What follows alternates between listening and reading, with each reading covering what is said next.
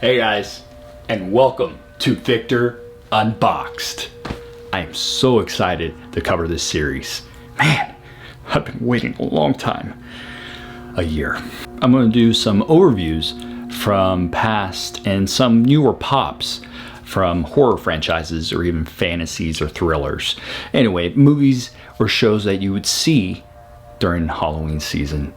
Also, in this video, I'm going to put these pops in a different light, probably one you've all never seen before. I am throwing out there, spoiler alert. And to start this series up are three slasher icons.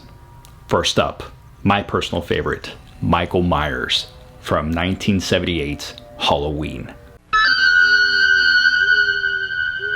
Halloween night.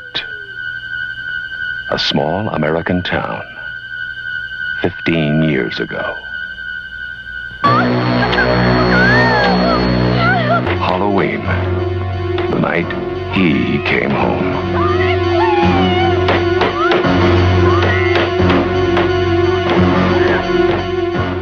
From a budget of $300,000, the film went on to gross $47 million at the US box office, making Halloween one of the most successful independent films of all time. And the iconic theme that you hear in the series was composed by the director himself, John Carpenter. And it's been revealed that the crew had chosen two masks for Michael Myers. The first was a Don Post Emmett Kelly smiling clown mask that they put frizzy red hair on. And the other was a 1975 Captain James T. Kirk mask that was purchased for around $1. It had the eyebrows and sideburns ripped off, the face was painted fish belly white, and the hair was spray painted brown.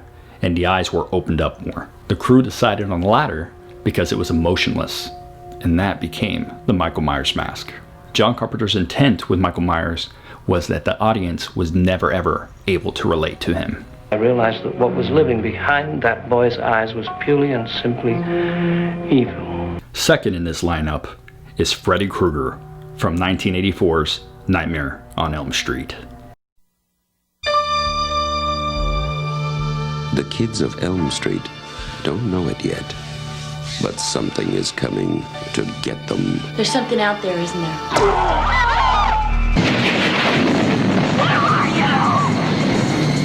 From Wes Craven, director of The Hills Have Eyes and Last House on the Left, a new masterpiece in fantasy terror, Nightmare on Elm Street. New Line Cinema was saved from bankruptcy by the success of the film and was jokingly nicknamed the house that Freddy built. Over 500 gallons of fake blood were used during filming. This film was shot in 32 days. Robert Englund, the actor that portrays Freddy, cut himself the first time when he tried on the infamous Freddy glove. The inspiration for the character of Freddy came from several sources in Wes Craven's childhood. Fred Krueger was a schoolmate of his with whom he had shared a paper route and who had bullied him for several years. Freddy's appearance, especially dirty clothes and hat, was inspired by a hobo whom Craven saw staring at him through his window one day when he was 10. It would take about 3.5 hours for Robert Englund to get his Freddy makeup on. His iconic sweater isn't red and green by accident. Wes Craven chose that color combination because he read a magazine article in Scientific American that said the pairing of red and green is the most difficult for the human eye to perceive correctly. Therefore, Freddy's sweater is specifically designed to cause the viewer discomfort, appropriate for such a despicable character. Wes Craven wrote the script and then presented it to major studios in 1981, and nobody picked it up until New Line Cinema did. Do you believe in the boogeyman? No. Last but not least is Jason Voorhees from 1985's Friday the 13th, A New Beginning. If the memory of Jason still haunts you, you're not alone. Friday the 13th, Part 5, A New Beginning. A New Beginning was a hit at the box office.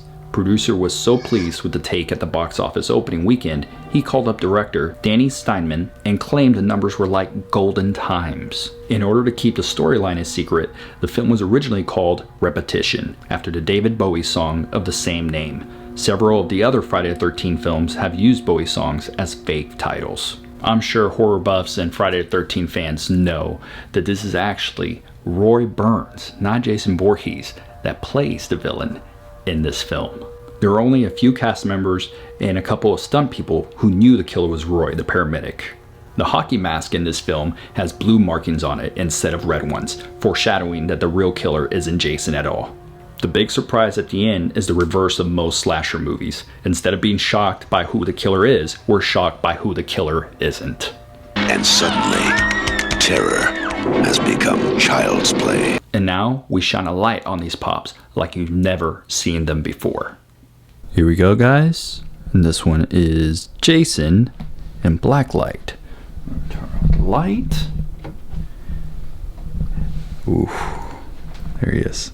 It's hard to see here, but in person, his mask and knife hands, a little purple tint to it. And of course, his suit is neon blue. Freddy. All right, turn off the light. There you go.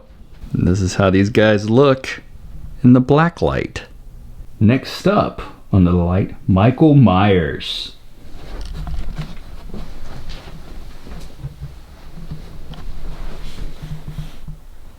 What? Oh my gosh! No! Michael! Michael, no! What are you doing? Please, no!